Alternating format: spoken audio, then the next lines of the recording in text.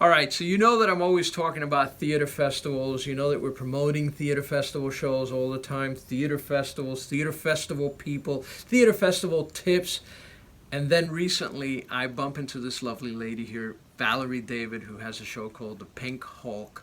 And we're chatting. I've known her for a few years, and you've done 26 theater festival shows. How did you do 26 theater festival shows? Tell us. Well, first of all, Roger, thank you so much for having me.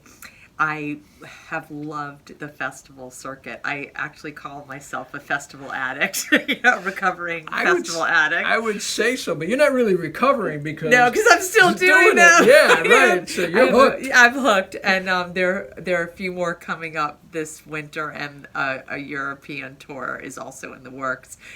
It's been an incredible journey, and I really highly recommend anyone with any show, whether it's a solo show, a new show, anything, with one person, 5 people, 10 people, 20, it doesn't 20 matter. people, 100 people, to do festivals. You learn so much about the show, and first of all, the show has changed so much. Well, tell us about the show. Sure. What is your show? Wow. Well, interestingly enough, the festival, my show changed the day of a festival where I was opening in Portland, Oregon, but we'll go back to that.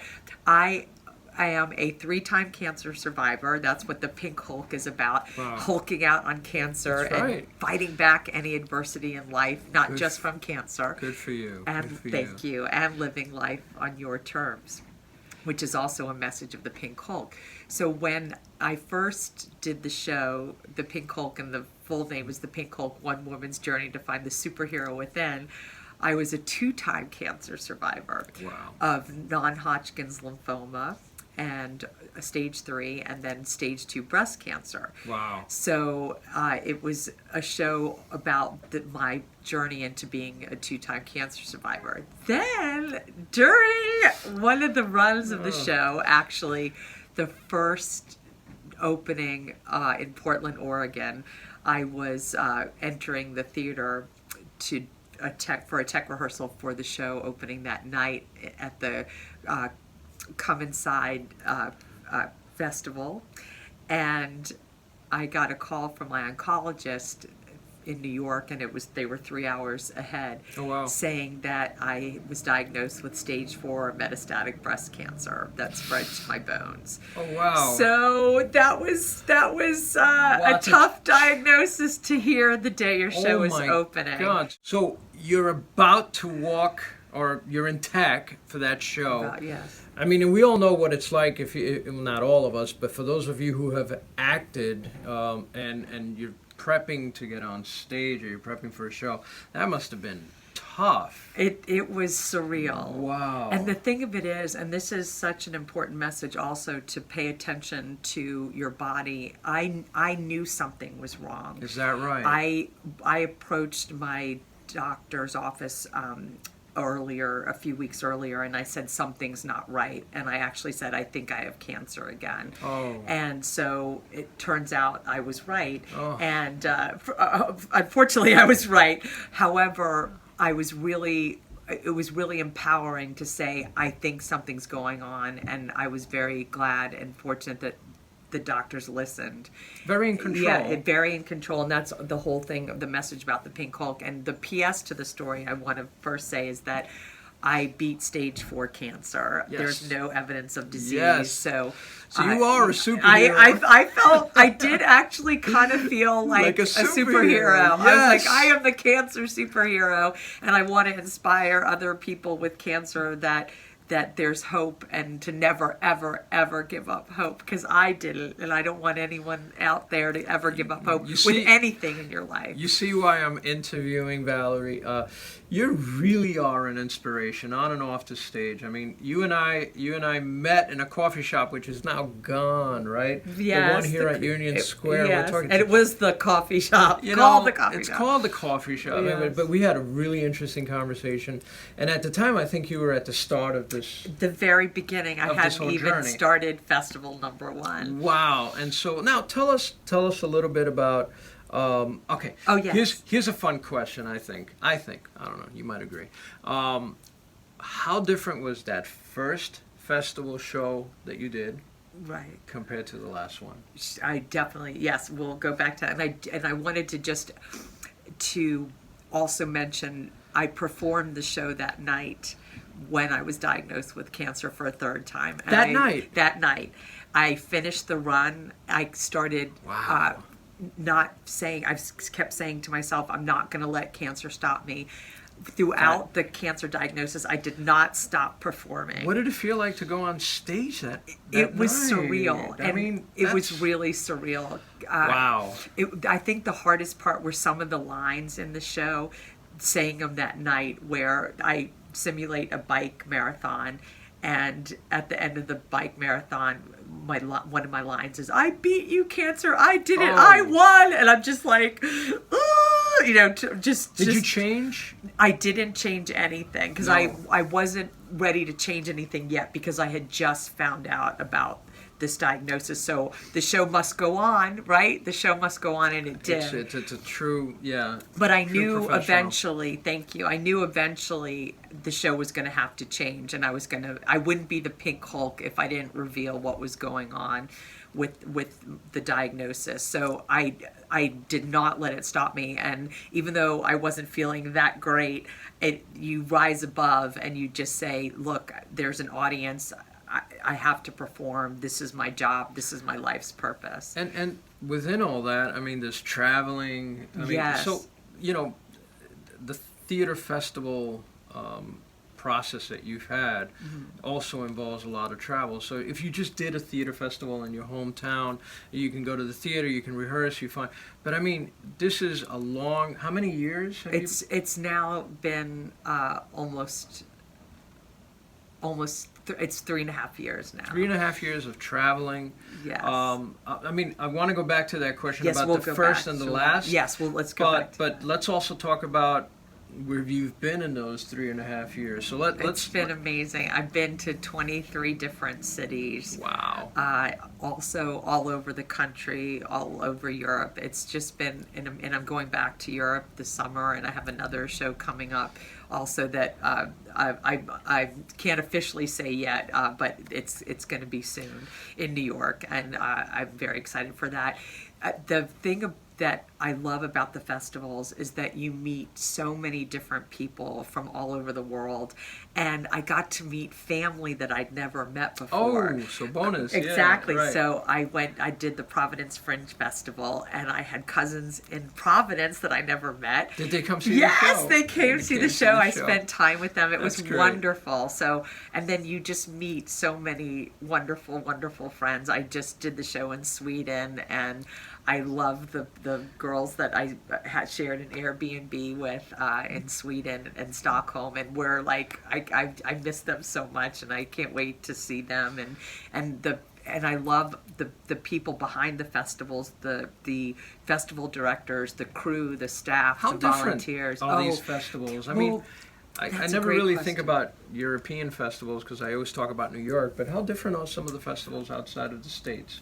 Well, it's interesting because I think the first time I went to Europe, I was so nervous, and I remember I was like a little kid, and I was crying at the airport because I was like, I'm scared, I'm nervous, how's this gonna go?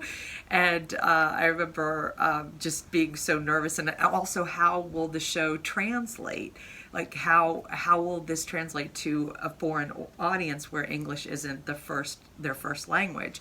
So I did the show in Gothenburg. That was the first city where English wasn't the primary language, Right. and I was so honored that I was awarded the WOW Award for its creativity. You and are a its- very it wow was kind of ju- person, oh, though. I mean, thank so you, that makes so sense. That's a great Thank award. you. And so that to me was so special because it showed that my show can translate in other languages and people understand the message, that it is a universal message of hope and empowerment. That is a universal message, and it's also a testament to the fact that, I tell people all the time, it's not necessarily the words, which are a small portion of the way that we communicate, but clearly that 96% nonverbal communication, or that's coming out of you, that really is a testament to your performance, to your acting. So yeah, that must have been a great acknowledgement of your work. It really was. And then I went back. I went back to Sweden the next year, and I also was in Finland as well, and performed in England. And a lot of good food. Oh gosh, I love Swedish meatballs. Oh yeah, you can eat your way through Europe. Yeah, you don't have to go to IKEA. You can actually exactly. go to the source, right? It was no plug there, by the way. No plug, yeah, and it was great. And I think I'll also go back to how incredible the festivals are, because you're ready for anything.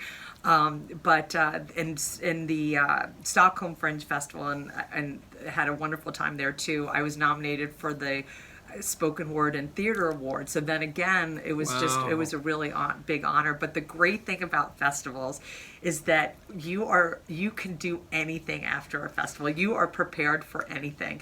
I've done the show in a hotel room in Providence, where the audience sits on the bed, and I entered out of the bathroom. Really? Yeah, it was awesome. I mean, it was so insane. great. I'd never heard of that. It was a very intimate experience. It was wonderful. And then I performed in somewhere that used to be a planetarium. I performed in a hotel conference room that they made into a mini theater. I mean, you are ready for anything. I mean, anything goes. I've performed in a 700-seat theater from a cinema that was from the 1950s. Nice. Anywhere from 10 to 15 people in a hotel room to a 700-seat all right. Your and it sounds a little risque in a hotel room. Yeah, I mean, no. They paid for the tickets, not anything else. Which of these venues was your favorite?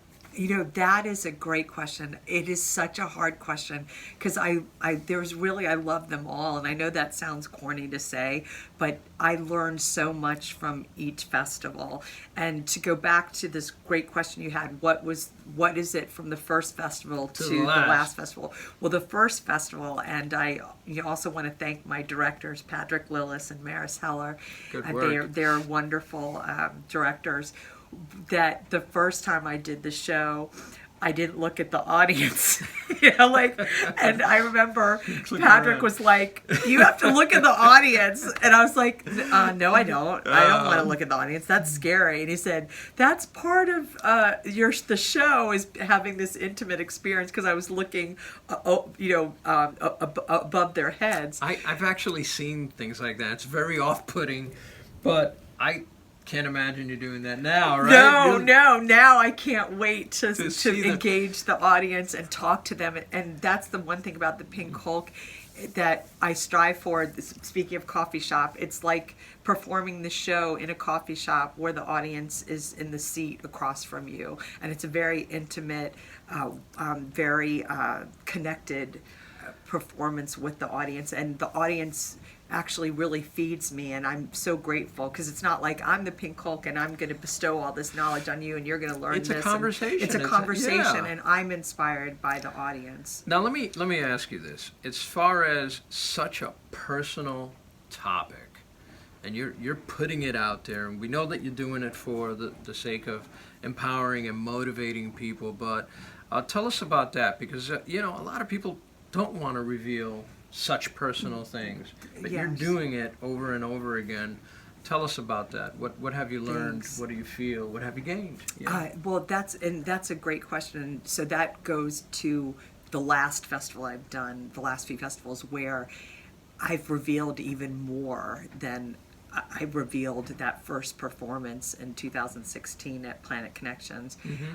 Because I became a 3-time cancer survivor, and it's been, I can't even explain in words this journey, because I've had to create 3 different endings for the Pink Hulk for the past 3.5 years. And the first ending, I was a 2-time cancer survivor, and then that's the end of the show, and I talk about my survivorship 2 times and the journey and everything. Then I got diagnosed for a 3rd time, so then I revealed at the end, I put a cape on and I revealed to the audience that I am now battling cancer again, Wow. and I've reactivated the superhero within, and I'm gonna beat this cancer like I did before, and don't give up hope, and we all have a superhero Yes. inside of ourselves. And it was really emotional. And then people were like, "Wah!" But that cape was, and I thank Kathy Bacon for that cape, who had given it to me. She had held a Pink Hulk party, a superhero party, and then I got this cape as a gift, but I never knew that I was going to be using it in my show. That's great. So I put the cape on, and I was like, I'm going to fight this cancer, and and never give up hope, and I'm going to reactivate the superhero within. And it was like, stay tuned. And then I was on oral medications for this cancer diagnosis, no surgery, chemo, or radiation. And after 5 months of being on this medication, it worked 100%. I had a 100% response. Yeah, that's There's no amazing. evidence of disease. Wow. Everything is gone from what was in my bones, what had spread, gone. That's awesome. No trace of the cancer. So then I had to write a third ending to the show, Wow. which had the cape back on, reenacted did the first ending, reenacted the second ending, and then revealed the third ending, which was, I have no evidence of disease, and to say we all have that superhero inside of us, and if we have the right attitude, and if we get great support from our doctors and family and friends, there's nothing that we can't do. I was think really it's such a beautiful message. You're clearly on a life's mission here to affect people, and I can't imagine how many people you've affected. What kind of feedback do you get? You must be getting it's been incredible. amazing. There was most recently I did it for the Actors Equity Association, and it was about helping actors with knowing that they have resources if they're ever in Mm-hmm. a situation where they can use the Actors Fund, Mm-hmm. which has these wonderful programs and helps with health insurance, and there's a women's initiative, and they have all these wonderful programs. So definitely Actors Fund is a great resource. And there was someone in the second row who was crying, and she was in the middle of treatment, and her hair was growing back, and so it's just been amazing I've had people in treatment seeing the show. I've had people recently finishing treatment. I've had people's spouses that they've come up to me. It's incredible. It's just been one man, and that's what I think is, it's not, and the show is not just about cancer, it's about fighting back any adversity of life, and the feedback has just been amazing, and I'm so grateful for. One husband said, I never really understood what my wife was going through, and you helped me see what she went through and what her emotions were. And there was a reviewer who came, and her mother had come to see the show with her, and in the review, I was so grateful to her, to Kristen, wrote this beautiful review on Broadway World about, she said, I saw my mom have a tear come down her cheek, and she said, I know that it had affected my mom. And it was just, and then I've been getting gifts from the audience. That's great. It's been amazing. I simulate a scene in Aruba. I wish I were there now. It's a cold winter. It's a cold winter. And so this woman took out, this was in Sweden, took out a pair of pink sunglasses. She goes, I want you to have these. And so I wear them now in the show. That's so beautiful. it's just been, somebody took off a ring. Here's a ring. I want you to have it. So the response has just been people saying, you don't know how much you've inspired me to go through my own battle with cancer. And there was one woman, Danielle, when I did the show in Baltimore, she came up to me and said that your show is helping me fight my own cancer. Wow. And she was in the middle of her treatment, and a few months later she was starting radiation, and she reached out to me and said, I'm starting radiation today, please send me your Hulk powers, I'm thinking of your show. Wow. So it's just, that's and very it's just touching. really, and thank goodness she's fine, and I'm really happy that, and I wish that for everyone going through cancer and any other type of debilitating or scary diagnosis or life-threatening diagnosis. This is really an amazing story. This is why I wanted to, put your story out there. But more importantly, I assume that you'll keep telling the story, hopefully for many, many years to come.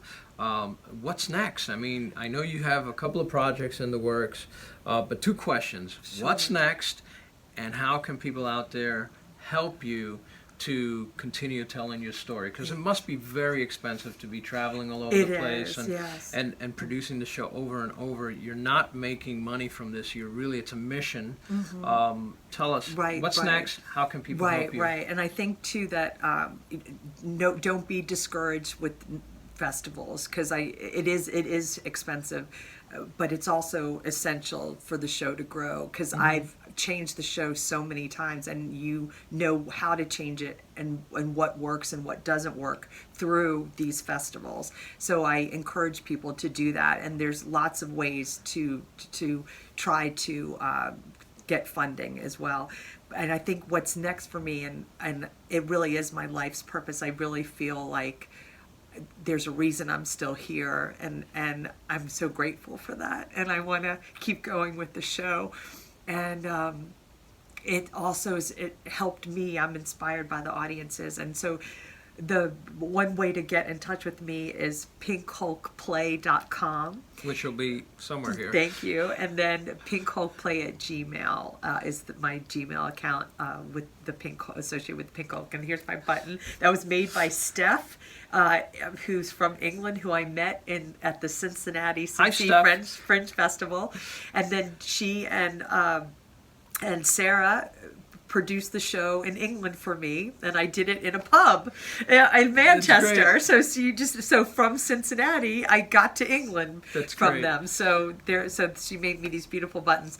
So the next thing I want, and if anyone out there has ideas, I'd like to do conferences, doctors' conferences, colleges, hospitals. I feel that the next step for the show, in addition to doing the festivals, is also touring it with venues where I can deliver this message of hope and empowerment, and in different ways. So I'm looking at a sponsorship from a possible drug company. I'm looking at doing more with conferences again in hospitals and colleges and universities, and doing even more with it than I've already have. Folks, if you know of a way to help the Pink Hulk and the story continue, please reach out directly to Valerie. And Valerie, I got to tell you, I'm a big fan. I think you're doing an incredible thing by sharing your story. It's very, very not just empowering, but very powerful. And you certainly are a superhero. So thank you. I also wanted to say too, thank you. There were so many people to thank. Cynthia Adler and is another person, and thank my family, and thank you, and thank the audiences, and Rhoda, David, Jennifer, Pam, my sisters and parents. All you thank folks. You, and all of my doctors. And the other way that can help is that I'm fiscally sponsored by Fractured Atlas. There you go, nonprofit. Yeah, nonprofit. And so if you donate to the Pink Hulk, it is a 100% fully tax deductible donation. I love it. Through Fractured Atlas. And so I wanted to say, if you donate, you do get a tax deduction, and that's very important in these times. And I appreciate your support as well. And thank you. We appreciate you, and folks, please share this video. Please help Valerie tell her story. I think it's an important story. And again, I thank you. If I could find more people like Valerie to interview, I would, but this is a special kind of interview because you're a special kind of person. So I'm getting verklempt. Thank you. Wait, I could talk amongst yourself. Thank you so much, and I just want to give a shout out to Roger. You're doing so many wonderful things, and thank you for helping all of us. And I wouldn't be here if it weren't for your support. So thank you, and thank you for the interview. And what a way to start 2020. Take care, folks. Stay in touch. Share this video. Pink Hulk.